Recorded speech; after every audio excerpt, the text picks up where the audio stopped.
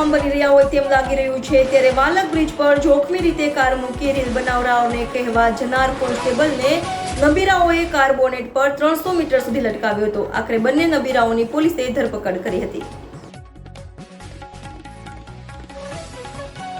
સુરતમાં ફરી નબીરાઓનો આતંક સામે આવ્યો છે। એક યુવતી સાથે વાલક બ્રિજ પર રસ્તા વચ્ચે જોખમી રીતે કાર ઊભી રાખી બે નબીરાઓ રીલ બનાવી રહ્યા હતા।